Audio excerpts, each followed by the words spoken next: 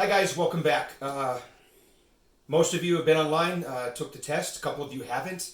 I opened it up a couple of days when people ask me if there's things happen. I'm not trying to be hard ass. Certainly when things happen in life, I get it. You have to let me know.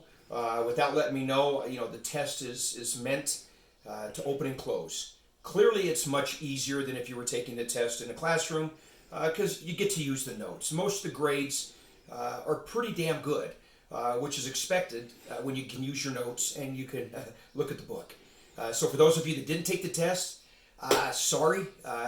You could probably try and fly a story by me, but you'll see after today's lecture, not to brag, but I'm pretty good at seeing physical signs of deception. So you can try it. I'm guessing most of you just forgot, but if you look at the syllabus, you got to get these tests done.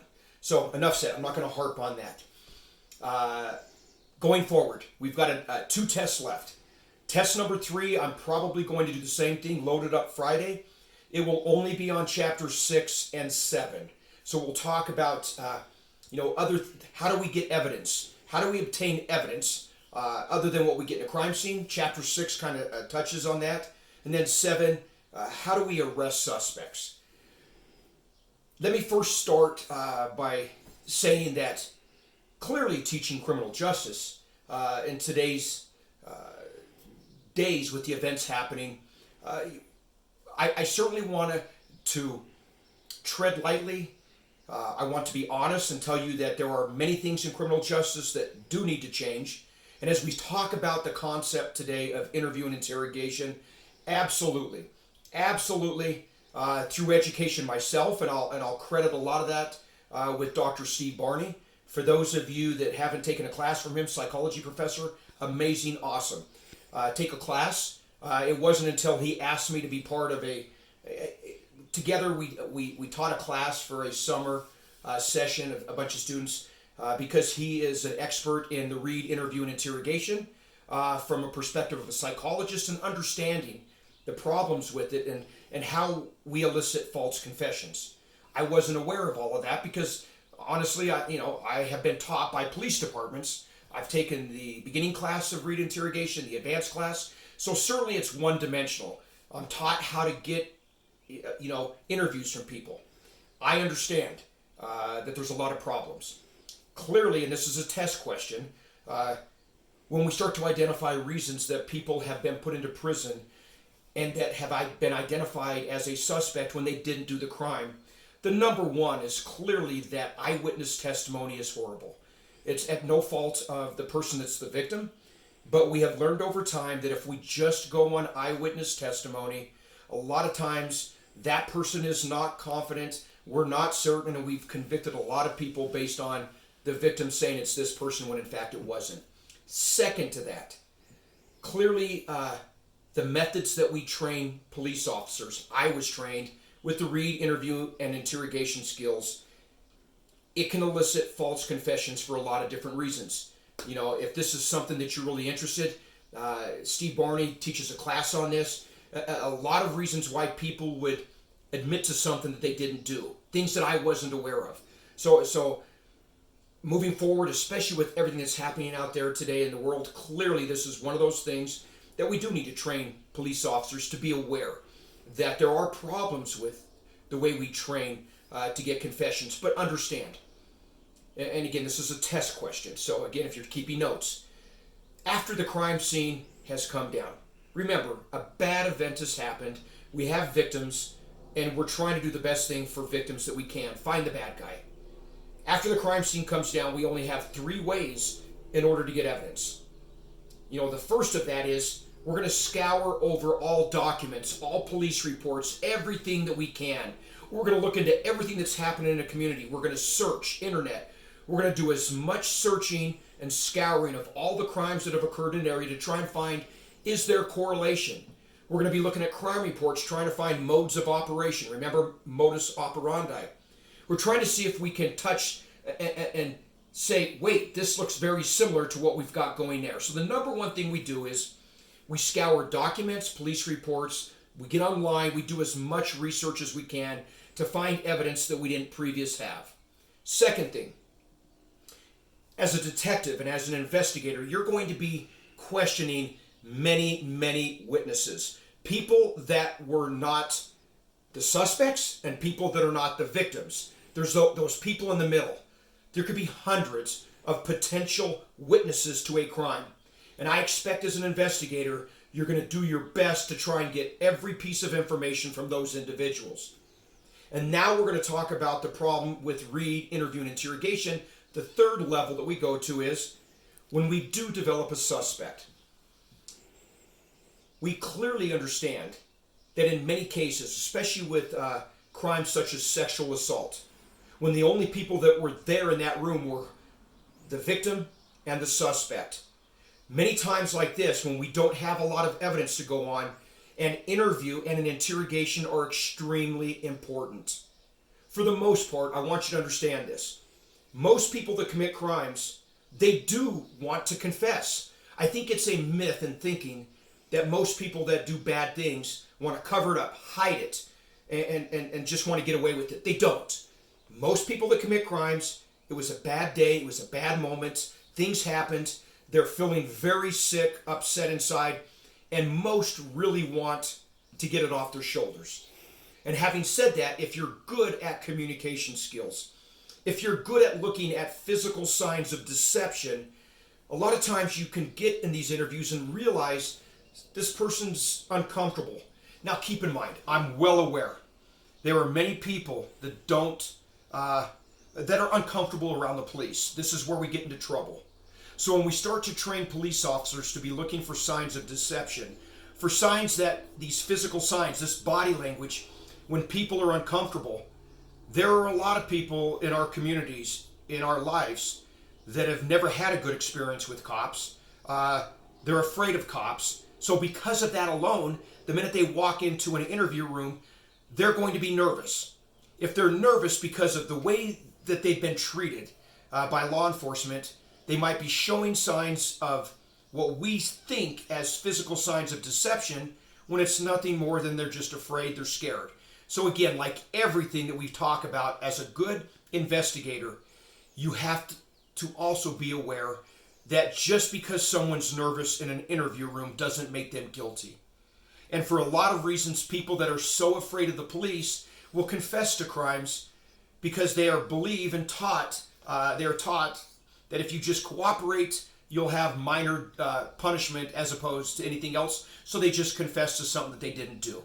I'm not going to go into the read technique. I think most of your assignment, you have an understanding of what it's about. For those of you that are getting into this line of work, that you're going to be an investigator, you're going to be involved in the FBI, DEA, local law enforcement, state law enforcement, you will be trained on these concepts. So keep in mind, if this is something that you want to know about, send me an email.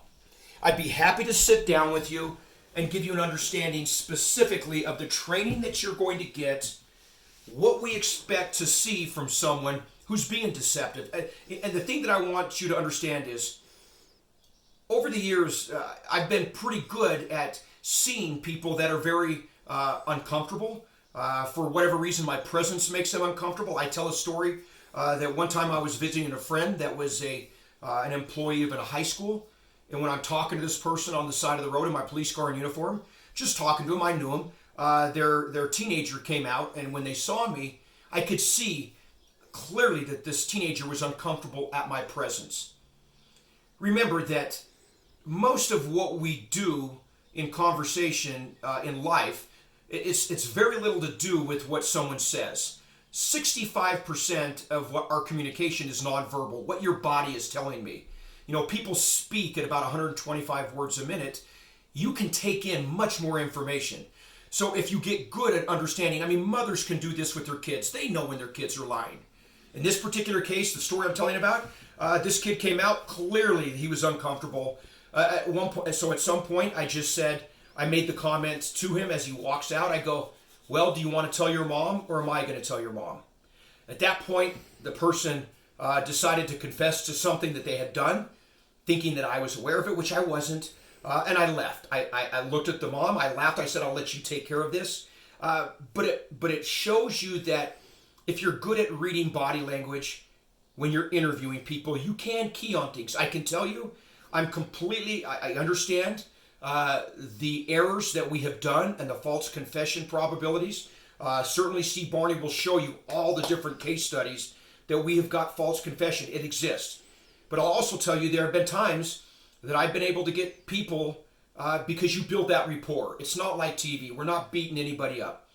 If I could build that rapport with a suspect, a potential suspect, and they trust me, I'm honestly going to help them minimize the punishment, whatever it is, if they want to help me. If they want to help me and they want to tell me the story so that we can have some victims out there feel at least at ease that they don't have to go to court, I'm going to do whatever I can to help them. And if you can make them feel like that's going to happen, I have in my career had a lot of people that made it easier for the victims to deal with the crisis. The prosecution just makes it easier.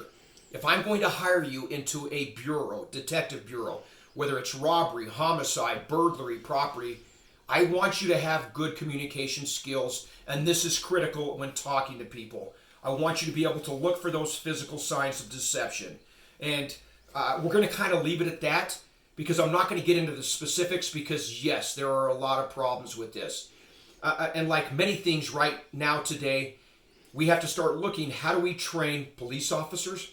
How do we train detectives and investigators to be more sensitive to the communities they serve? So we have to be very, very careful in what we do. So again, I'm going to leave it at that. I just want you to understand that you're going to go over all of the documents you can find. You're going to talk to all the witnesses. And at some point, if you do develop a suspect, there is going to be an interview when you interview that person. Like today, I know that the person, this Chad Daybell, that they served a warrant on, and they found remains in his backyard. He wasn't arrested, but he was clearly taken into custody to be interviewed. I think we can all agree that this is a very suspicious crime. I mean, we have 2 kids that are missing. They've got remains on his property. They clearly would like him to be able to, okay, tell us what happened so we can put this behind us so the family members can know. And that's what that interview is about. But what detectives and what I want you to understand is be very, very careful moving forward with any of these trainings because there are some problems with it. Your badge, your presence will intimidate a lot of people to give false confessions. So keep that in mind. Having said that, I want you to understand that there's going to be a lot of documentation based on the information that's coming in from those 3 locations.